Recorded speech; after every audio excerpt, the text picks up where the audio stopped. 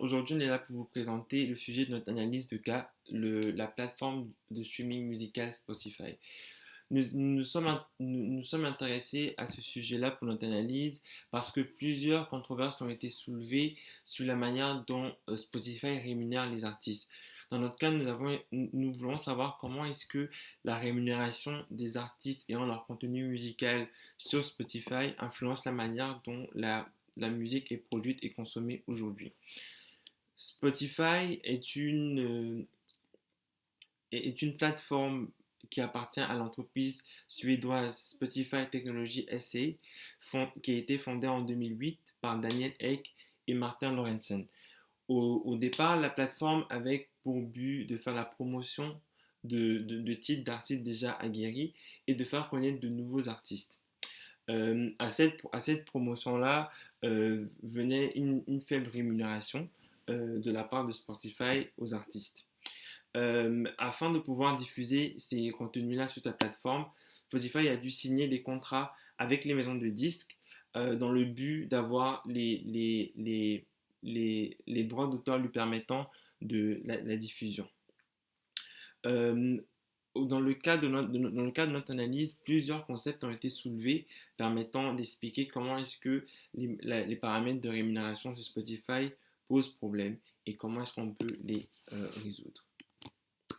Dans le cas de notre analyse, les concepts que nous pouvons ressortir de cela sont la théorie de l'industrie culturelle, le concept de portefeuille et le concept d'étoile. La théorie de l'industrie culturelle a été développée par Adorno et Horkheimer. Cette théorie met en exergue comment la culture est assimilée au statut de marchandise. Et sur Spotify, les artistes doivent toujours produire des biens propres à la consommation et profitables.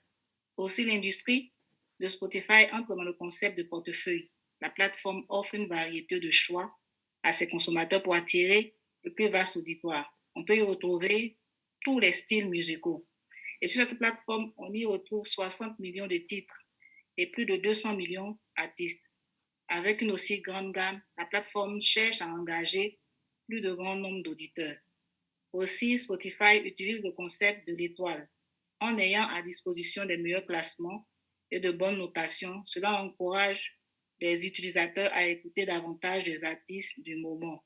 Et avec ce système d'étoiles, Spotify crée des classements et ces classements favorisent un petit nombre d'artistes qui sont de facto mieux rémunérés et défavorisent un grand nombre. C'est à cela que seulement 13 400 artistes sur les 20 millions présents sur la plateforme touchent plus de 50 000 dollars par, par année, non, 50 000 dollars américains par année. Voilà un peu l'analyse les concepts que nous pouvons présenter dans notre analyse. En guise de conclusion et de recommandation, comme il a été dit, les classements faits, les top 10, les top 20 proposés par Spotify ont comme résultat de favoriser un petit nombre et d'en défavoriser d'autres. La recommandation que nous avons ici pour Spotify, c'est peut-être de créer des listes de lecture qui ne favorisent pas certains artistes par rapport à d'autres selon les performances, mais de créer des listes de lecture selon des genres musicaux qui permettent à tous aux auditoires de découvrir de nouveaux artistes et de les engager dans d'autres sphères musicales qui ne connaissent pas vraiment. Merci de nous avoir écoutés et bonne journée à vous.